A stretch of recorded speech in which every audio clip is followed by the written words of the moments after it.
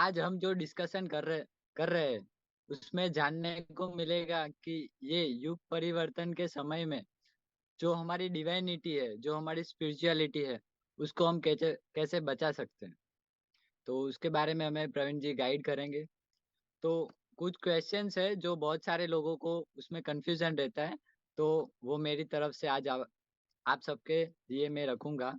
तो प्रवीण जी, पहला जो सबको क्वेश्चन होता है कि ये आध्यात्मिकता क्या है, स्पिरिचुअलिटी क्या है, इसके बारे में थोड़ा हमें मार्गदर्शन दीजिए। हम्म, अधिकतर लोग रिलीजन और स्पिरिचुअलिटी में कंफ्यूज रहते हैं। जो धार्मिक रीति रिवाज हैं किसी हर समय पे अलग अलग होते हैं, हर देश के अलग अलग होते हैं, वो धर्म को स्पिरिचुअलिटी मान लेते हैं। पहला कंफ्यूजन तो यहाँ पे क्रिएट होता है। सेकंड, जो स्पिरिचुअलिटी के नाम पे एक न्यू एज स्पिरिचुअलिटी भी आ गई है, उसमें एंजल हीलिंग, रेकी हीलिंग और दुनिया भर की बातें, क्रिस्टल हीलिंग, वो भी एक ट्रैप का हिस्सा है। असली स्पिरिचुअलिटी, जो आपने पूछा कि स्पिरिचुअलिटी क्या है, स्पिरिचुअलिटी ये जानना कि हम ईश्वर हैं, हम क्रिएटर हैं, और इस क्रिएटर में हम इस मैट्रिक्स में फंसे हुए हैं, और हमारी कॉन्शियसनेस के ऊपर अनेक परतें हैं। जितनी परतें ड्रॉप होती जाती हैं उतना हम क्रिएटर के पास आ जाते हैं। सारी परतें ड्रॉप हो जाएं, ये हमारा लक्ष्य है। यही स्पिरिचुअलिटी है। और ये आध्यात्मिक यात्रा में हम्म। हमको क्या समझने की जरूरत है, जिससे हम आगे बढ़ते ही रहेंगे। अगर सही बात समझ में आ जाए तो सिर्फ एक बात है, और अगर रास्ता भटक जाए तो बहुत दिक्कत है। तो सिर्फ एक ही बात समझनी जी है कि हमारा टारगेट क्या है, तो दिक्कत नहीं आती है। जी जी। और अभी आध्यात्मिकता के नाम पे बहुत सारे ढोंग होते हैं, बहुत हम्म। सारे जो ऐसे बोल सकते हैं ढोंगी बाबा है, जो ऐसा बोलते हैं कि मैं आपको एनलाइनमेंट तक की तरफ ले जाऊंगा, या मैं आपको हम्म। एनलाइनमेंट दिलाऊंगा। और हम्म। ऐसे ही बहुत सारे लोग अलग अलग बाबा के चक्कर में पड़ जाते हैं। तो इसके बारे में कैसे जाने, क्या समझे कि इनके चक्कर में पड़ना है कि नहीं पड़ना है, उसका हम प्रमाण कैसे निकाल सकते हैं इसके हम्म। बारे ये प्रश्न बहुत इंपॉर्टेंट है सबके लिए जानना। हम एक फ्रीक्वेंसी हैं। अगर मान लो हमारे अंदर डर है तो डर की फ्रीक्वेंसी है, लालच है उसकी फ्रीक्वेंसी है। उसी फ्रीक्वेंसी से चीजें हम अट्रैक्ट करते हैं। अगर हमारे अंदर सच्चाई नहीं है, दिखावा है, तो हम झूठे की ओर अपने आप अट्रैक्ट हो जाते हैं। और जो बड़ा लगता है, जितने भी आजकल ढोंगी बाबा हैं उनके आश्रम बहुत बड़े बड़े हैं, और उनके नाम भी बहुत बड़े बड़े हैं। गुरु शब्द भी एक अपने आप में बड़ा पवित्र शब्द है, तो उनको सतगुरु अच्छा लगता है, खाली गुरु उनको अच्छा नहीं लगता कहलवाना।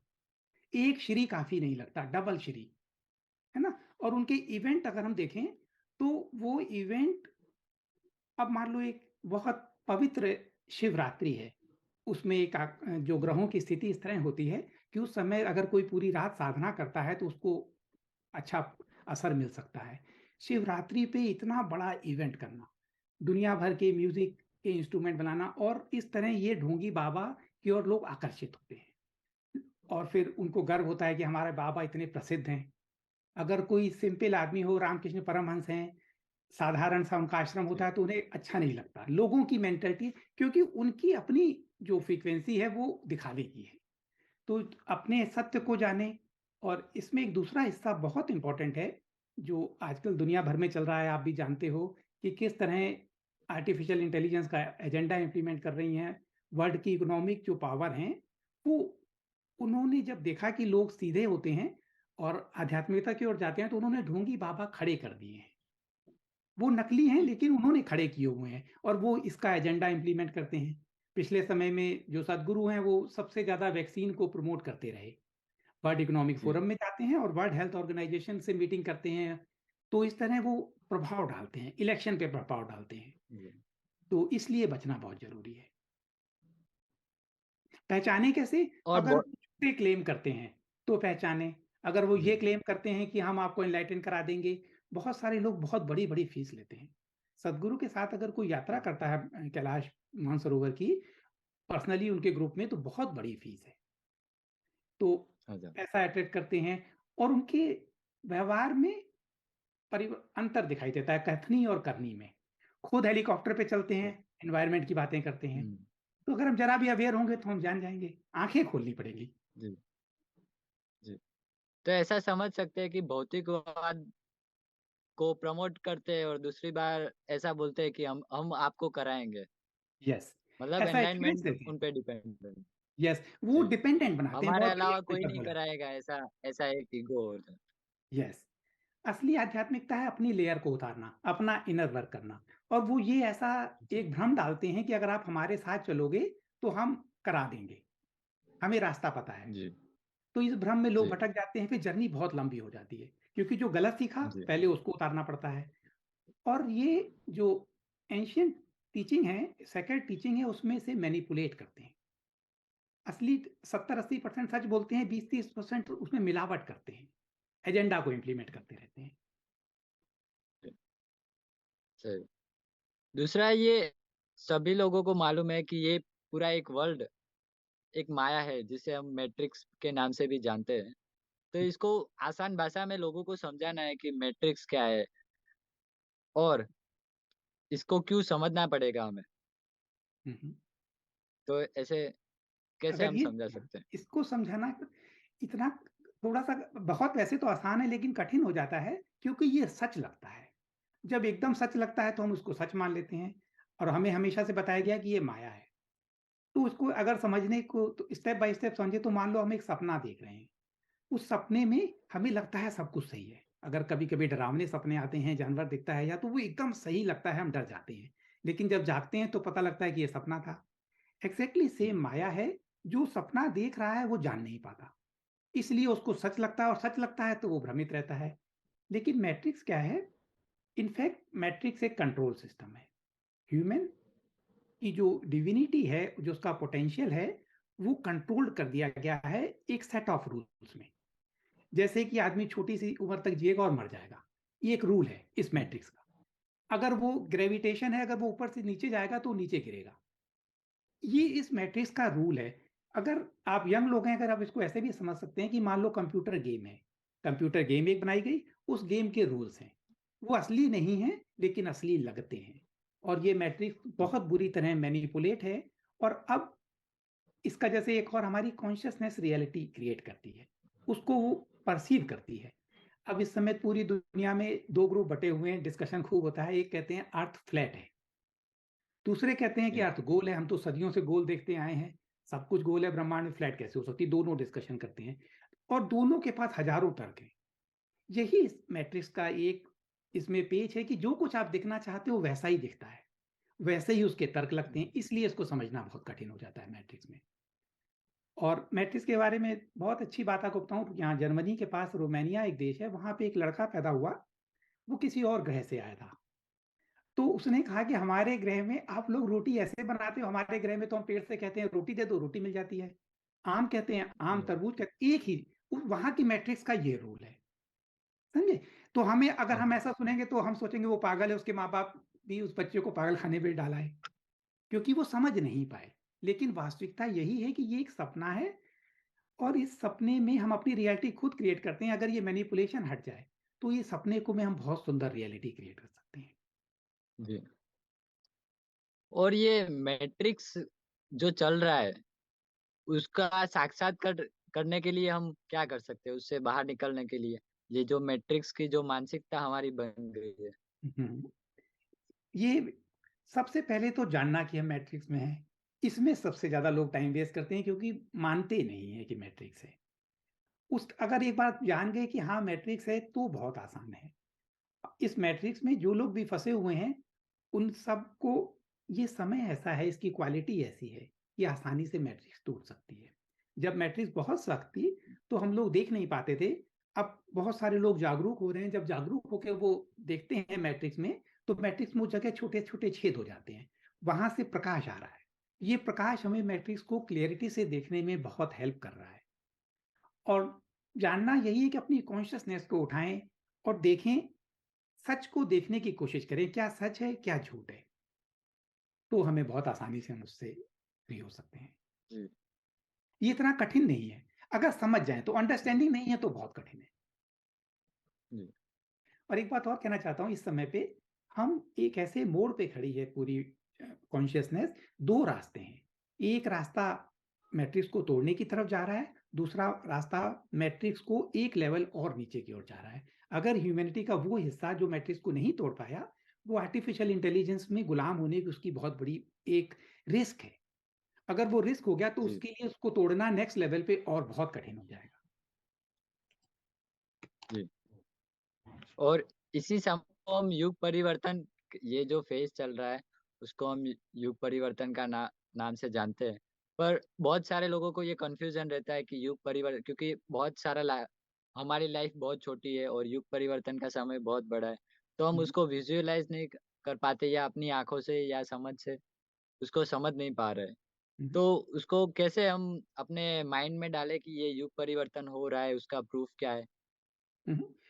देखिए, अगर साइंटिफिक प्रूफ देखना चाहते हैं वो, तो शोमान रेजोनेंस एक पैरामीटर है, उसकी वेबसाइट है, वेबसाइट में जाके रोज चेक कर सकते हैं।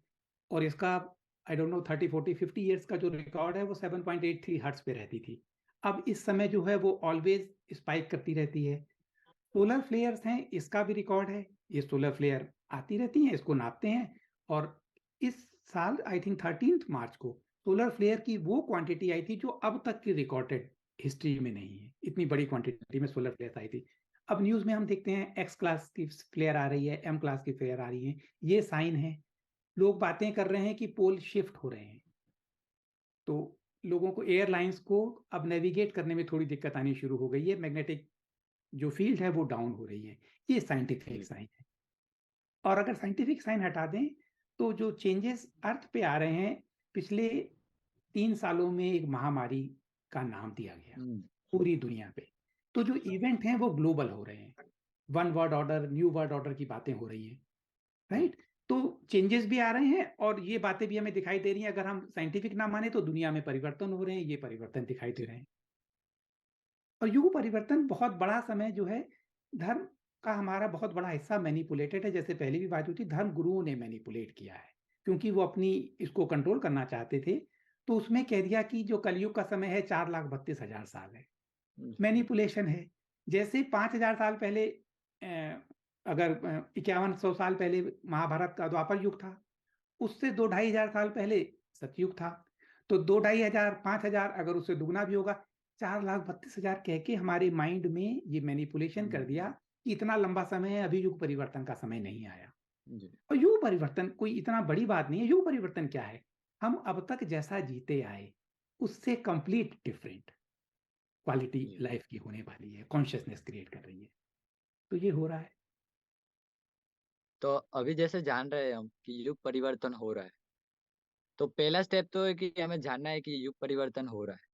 फिर एक बार हम जान जाते हैं कि युग परिवर्तन हो रहा है, तो इसमें कैसे इवोल्व होना है, कि दो साइड है, एक डार्क साइड है और एक डिवाइन साइड है। तो हम डिवाइन साइड पे कैसे इवोल्व हो, उसके बारे में हम जानना चाहेंगे। यस, यस, यही हमारा काम है। पहली तो फ्री विल है। ह्यूमन को फ्री विल दी हुई है। डार्क भी है जिसको हम बहुत पावरफुल मानते हैं, वो ह्यूमन की फ्री विल के अतिरिक्त उसकी पावर नहीं है। तो आप अगर देखो, हमें जानवर को अगर कैद करना है तो हमने रस्सी में बांधा, कैद कर लिया। इंसान को वो जी कितना मैनिपुलेट करते हैं न्यूज से, मीडिया से, क्योंकि उनको पता है कि इसके अंदर फ्री विल है। अगर ये डरेगा नहीं तो हमारी रियलिटी डिफरेंट होगी।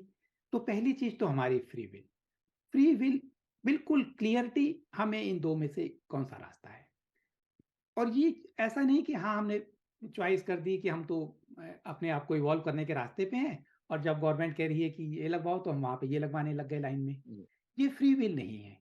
उसके आप कितने भी बहाने दें कि हमें गवर्नमेंट रिस्ट्रिक्ट कर रही थी, ट्रेवल नहीं कर पा रहे थे, जॉब नहीं कर पा रहे थे, नहीं। आपको इन दो रास्तों में से एक रास्ता चुनना है। क्लियरिटी। अगर आपने एक बार रास्ता चुन लिया तो सारी चीजें इस रास्ते के आपके फेवर में होती जाएंगी। ये एक पक काम है। दूसरा काम है वाइब्रेशन। जो फिफ्थ डायमेंशन है या युग परिवर्तन है, वो काफी, अभी तक का जीवन डुअलिटी के बेस्ड है, सेपरेशन के बेस्ड है। धर्म के नाम पे लड़ते हैं, और एक धर्म के अंदर जाति के नाम पे लड़ते हैं। स्त्रियों का शोषण किया गया पिछली कई सदियों में। तो क्यों? क्योंकि ये डुअलिटी थी, संघर्ष पे बेस थी, युद्ध के बेस थी। जो नई डायमेंशन है वो चेतना वननेस की है। सब एक है, कॉपीराइट नहीं है। जो भी चीज है लोग इक्वल शेयर करते हैं। उसकी ब्यूटी अलग है, राइट। तो ये ब्यूटी एक फ्रीक्वेंसी है। इस फ्रीक्वेंसी में अभी नहीं है हम, तो हमें इस फ्रीक्वेंसी तक पहुंचना है। तो ये हमारा इनर वर्क है। हम अपने अंदर काम करें, धीरे धीरे सेपरेशन से वननेस की ओर। पूरा जगत एक है। ये हमारा काम है, तो ये हम करेंगे तो हम आसानी से, ये हमारे आसानी से हो जाएगा।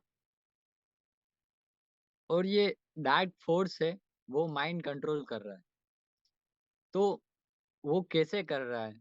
और लोग ऐसे कैसे समझ सकते हैं कि ये डार्क फोर्स ही है जिससे हमारा माइंड कंट्रोल किया जा रहा है, और लो वाइब्रेशन में हम जो है उसके पीछे उनका बहुत बड़ा हाथ है। हम्म। देखिए, डार्क जो फोर्स है, ये अर्थ पे जो ह्यूमन बीइंग है, अर्थ के बाहर के लोगों के की टेक्नोलॉजी से, इनके पास बहुत एडवांस टेक्नोलॉजीज हैं। जैसे अभी युग परिवर्तन की बात हो रही थी, अगर ये अर्थ हमारी अभी क्वारंटीन में है, अगर ये क्वारंटीन टूट जाए तो जो ईटीज की जो अच्छी टेक्नोलॉजी है उससे अर्थ पे रातों रात परिवर्तन हो जाएंगे। हवा क्लीन हो जाएगी, जमीन सुधर जाएगी। लेकिन ऐसे ही जैसे जो टेक्नोलॉजी अच्छी है, ऐसे ही खराब टेक्नोलॉजी भी है। तो हम उस टेक्नोलॉजी की हमारे पास एक्सेस नहीं है, डार्क के पास उसकी एक्सेस है। तो किसी तरीके से वो अर्थ के जो क्वारंटीन है इसमें कोई ग्रिड है, उस ग्रिड को वो कंट्रोल कर लेते हैं। उसकी वजह से वो नेगेटिविटी या लोअर लेवल की फ्रीक्वेंसीज काफी समय से ह्यूमन को कंट्रोल करने के लिए स्प्रेड करते हैं। तो ह्यूमनिटी उसमें ट्रैप रहती है। और अब ये एक स्टेप और आगे जा रहे हैं। 2002 में हवाई में इन्होंने मीटिंग की, ग्रुप मीटिंग करते रहते हैं कि पूरी ह्यूमनिटी का जो ब्रेन है, इसको अगर हम नेटवर्क से जोड़ दें तो हम पूरी ह्यूमनिटी को कंट्रोल कर सकते हैं। धर्म भी जो बने, अगर आप देखोगे, धर्म का मेन उद्देश्य ये था कि एक बड़े ग्रुप को कंट्रोल करना। अगर इंडिविजुअल इंडिविजुअल हैं तो कंट्रोल करना मुश्किल है। एक क्रिश्चियनिटी पे कोई बात कह दी तो सारे क्रिश्चियन उसको माने, इस्लाम की एक बात कह दी सारे इस्लाम के लोग माने। तो कितने बड़े लोगों को एक मैसेज कंट्रोल करने के लिए था और उनको लड़ाने के लिए था कि वो लड़ते रहें, और सब में ये भाव डाल दिया कि तुम श्रेष्ठ हो। इसी श्रेष्ठता के भाव पे वो लड़ते रहते हैं। अब लेकिन अब चार धर्म भी अलग अलग हैं, तो उन्होंने कहा कि पूरी मानव को धर्म के बदले उनके ब्रेन को अगर हम लिंक कर सकें तो हम एक ब्रेन में थॉट डालें और वो थॉट सबके साथ सब पे स्प्रेड हो जाए। इनके पास ऐसी टेक्नोलॉजीज में 2002 में उन्होंने काम किया, तब उनका फ्रेमवर्क था 2035 तक उन्होंने काम कर पाएंगे। अब ये उस टेक्नोलॉजी को डेवलप कर चुके हैं। इसी टेक्नोलॉजी को इम्प्लीमेंट करने के लिए 2018 और ऑनवर्ड्स ये जो डिसीज बनाई है महामारी, उसके लिए वैक्सीनेशन या जो भी ये कर रहे हैं, और उसके बाद के स्टेप चिप, 15 मिनट सिटीज, सारा कुछ उसी एजेंडा को इंप्लीमेंट करने के लिए है। ये टेक्नोलॉजीज इनके पास हैं। नॉट इवन दिस मच, आपको आश्चर्य होगा, जापान की गवर्नमेंट की वेबसाइट में लिखा हुआ है कि वो अब वो कहते हैं इनफर्टिलिटी इशू है। इनफर्टिलिटी इन्होंने क्रिएट की है, ये प्रॉब्लम क्रिएट करते हैं, फिर उसका सॉल्यूशन देते हैं, उस सॉल्यूशन में दूसरी प्रॉब्लम इनबिल्ट होती है। पहले इनफर्टिलिटी क्रिएट की, जापान में हो गई, तो जापान में उन्होंने कहा कि आप लोग बच्चे कम होंगे तो हम कॉन्शियसनेस को बॉडी से एक्सट्रैक्ट कर सकते हैं, आपका अवतार अनलिमिटेड इमॉर्टल जी सकता है। उनकी वेबसाइट में है। ये इस एजेंडा को इंप्लीमेंट कर रहे हैं। इस तरह ये कंट्रोल करते हैं माइंड को लिंक करके। और जो हमारी डिवाइसेस हैं, स्मार्टफोन वगैरह, इनमें से जो रेस निकलती हैं ये हमें बहुत इफेक्ट करती हैं। से हमने कोई इमेज देख रहे हैं 60 फ्रेम पर सेकेंड कोई मूवी, उस उसके अंदर एक फ्रेम अगर वो ऐसा डाल दें वो हमें दिखाई नहीं देगा, लेकिन हमारे सबकॉन्शियस माइंड में उसका असर होता है। ये ऐसे फ्रेम डालते हैं, ऐसी एनर्जीज उसके साथ सेंड करते हैं, इसलिए हम ह्यूमैनिटी इसमें फंसी रहती है। ये इनके तरीके हैं डार्क के। जी। तो ये माइंड कंट्रोल अभी चारों चारों बाजू से आ रहा है, और इसे बचने के लिए क्या क्या उपाय कर सकते हैं? पहली बात तो वही फ्री विल, इनर वर्क, और जितना कम हो सके मोबाइल वगैरह को हर समय शट डाउन रखें। जी। कभी कभी हमें जरूरत पड़ती है, उससे शट डाउन रखें। और ज्यादा डरने की बात नहीं है। जो कॉन्शियसनेस है, जब सोलर फ्लेयर आएंगी तो ये सारा आर्टिफिशियल इंटेलिजेंस का जो एजेंडा है ये ध्वस्त हो जाएगा, उसके बाद ही जी। नई शुरुआत हो।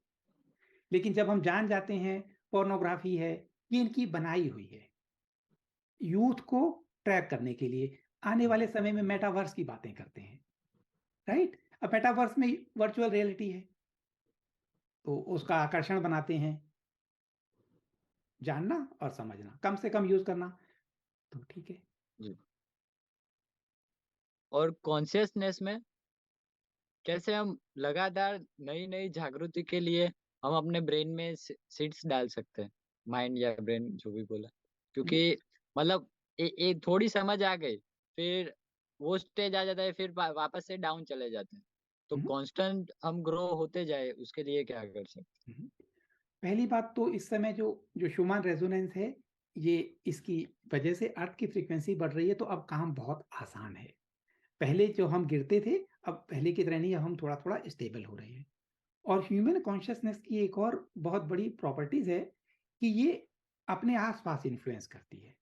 तो अब बहुत सारे लोगों ने थ्रेशोल्ड प्राप्त कर लिया, क्रिटिकल लेवल आ गया, तो उसकी वजह से अब ये अवेकनिंग आसानी से हो रही है।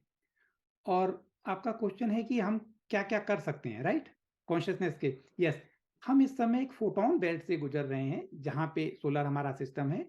उस जब भी इन्होंने साइंटिस्ट ने स्पेस में भेजते हैं एस्ट्रोनॉट्स वगैरह को, उनको एंटी ग्रेविटेशनल जो फील्ड में प्रैक्टिस करते हैं, तो उन्होंने जब भी देखा कि उनके अंदर टेलीपैथी ऑटोमेटिक हो जाती है।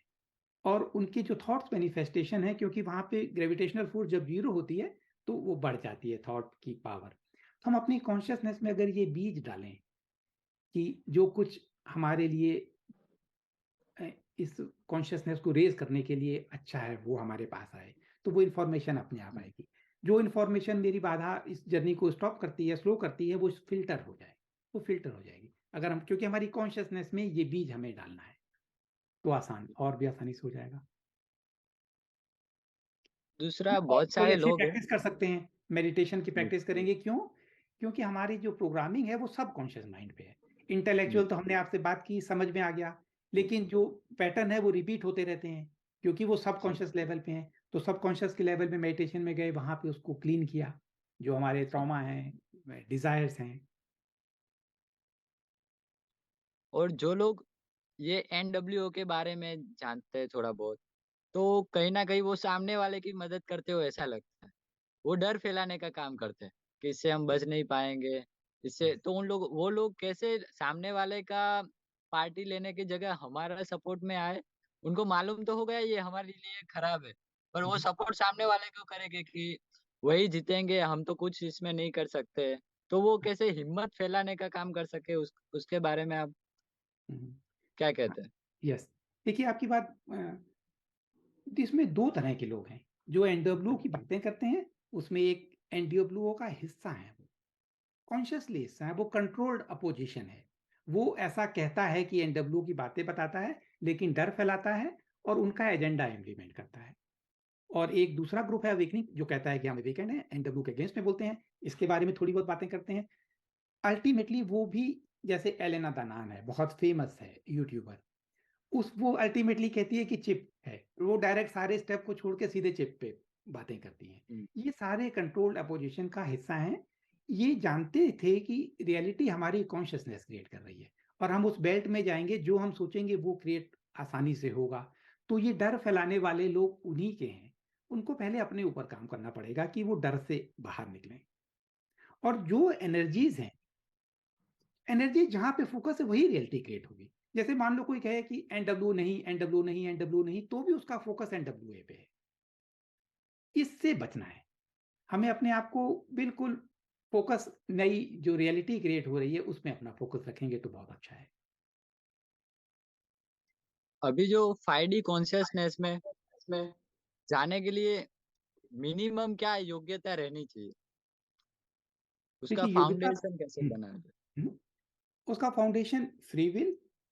अगर हम्म, फ्री विल एक्सरसाइज नहीं की और खूब बातें की, 5D की, हम कॉन्शियसनेस है, हम आ जाएंगे, और गवर्नमेंट का जो एजेंडा है उसको उसके साथ लगे रहेंगे, तो आपने फ्री विल एक्सरसाइज नहीं की।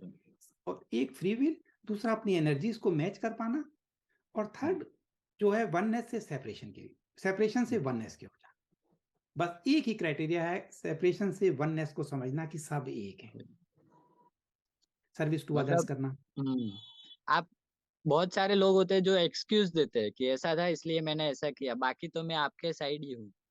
तो वो सिर्फ बताते हैं, फिर करते कुछ नहीं है। तो यस, सब लोगों को मैं कहना चाहूंगा कि फ्री विल है तो उसका पूरा सपोर्ट करेंगे तो ही फायदे के, वरना फिर दोगलापन आ जाएगा, ड्युअलिटी यस, आ जाएगी। और उससे आप कंफ्यूज रहेंगे और किसको सपोर्ट करना है वो आपको पता नहीं चलेगा। यस। और सबसे बड़ी बात आपने अभी लास्ट वाली कही, दुगलापन वाली। फिफ्थ डायमेंशन सत्य के बेस्ड है, दिखावा और सत्य वहां है नहीं। आप दिखावा करके सच की ओर चलना चाहो तो नहीं चल सकते। दिखावा करो कि हम इसको रोकेंगे और करो वही काम, ये दिखावा है। जी। नहीं तो नहीं हो पाएगा। और अपने जीवन में परिवर्तन के लिए, जैसे ट्रांसफॉर्मेशन, अभी युग परिवर्तन हो रहा है, तो हमारे जीवन में भी हमें रोज नया नया बदलाव लाते रहना पड़ेगा, जिससे हमारी कॉन्शियसनेस अच्छी हो, हमारा बिहेवियर अच्छा हो, हमारा जो माइंड का थिंकिंग है वो कंटिन्यूअस इम्प्रूव होता रहे। तो उसके लिए आप क्या करते हैं जिससे आपको ज्यादा, बहुत ज्यादा हेल्पफुल हुआ हो ऐसा? आप रोज क्या करते हैं? हुँ। एक तो अपने आप को एनालाइज़ करें, जो शाम को जब बेड में लेटे 5 मिनट आज का दिन कैसा निकला? कितने समय मैं विक्टिम रोल में था? कितने समय मैं सर्विस टू अदर्स था? मैंने एक तरीका है। खाने-पीने पे बहुत ध्यान रख सकते हैं। जैसे मैं बहुत सारे लोग पहले मैं भी काफ़ी समय पहले की बात है, मैं नॉन-वेज खाता था, वेजिटेरियन, अब मैं रो कॉस्ट पे आया, इससे मुझे लगा कि मेरे शरीर को बहुत फ़र्क पड़ता है। नेचर में रहना, ज़मीन में अर्थिंग करना और मैं तो इतना एक तरह से इंट्रोवर्ट हो गया हूँ, क्योंकि समाज का इन्फ्लुएंस बहुत ज़्यादा था और समाज का एक बहुत बड़ा हिस्सा इसके लिए रेडी नहीं था। तो उनकी फ्रीक्वेंसीज़ का असर पड़ता था। अब मैं स्टेबल हूँ, अब मैं जा सकता हूँ। लेकिन जो लोग अभी अपने आप को स्टेबल नहीं समझते हैं, वो इंट्रोवर्ट हो सकते हैं। प्रायोरिटीज़ डिसाइड करें। जो मैट्रिक्स है, मैट्रिक्स इसलिए बनी रहती है, क्योंकि इसका एक हिस्सा आपको उलझाए रखता है।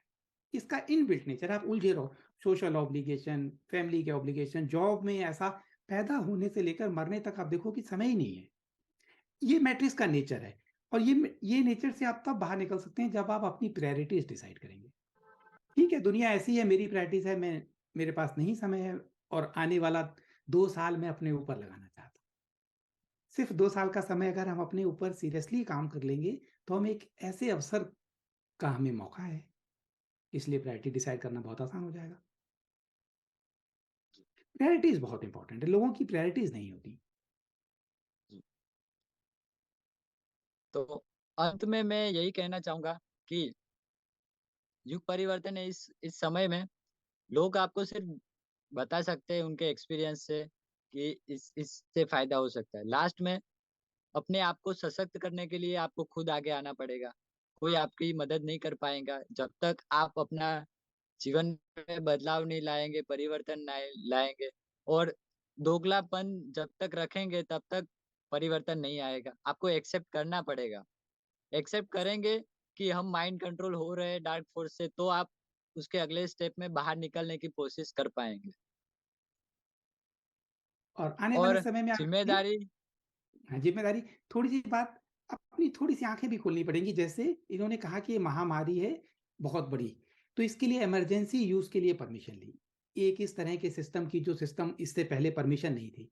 अब इसको ये रोल्ड आउट कर रहे हैं, टिटनेस का इंजेक्शन बना रहे हैं। तो इसको देखें कि एजुकेशन को लिंक कर दिया है हेल्थ से और इसके बैकग्राउंड में ये इम्प्लीमेंट कर रहे हैं, लड़कियों के ऊपर इम्प्लीमेंट कर रहे हैं। तो ये जानना सी मैट्रिक्स मूवी अगर किसी ने देखी हो तो उसका फ्री विल हमारी इतनी इंपॉर्टेंट है कि अगर एक बार आप कह देंगे नो, एक्सेप्टेबल नहीं है, किसी भी कॉस्ट पे एक्सेप्टेबल नहीं है, तो ये रुक जाएगा। ये दोगलापन रोकना पड़ेगा। जी। तो आध्यात्मिक राह में चलने के लिए खुद की जिम्मेदारी खुद लेनी पड़ेगी, और उसके अलावा आपके पास कोई ऑप्शन नहीं है।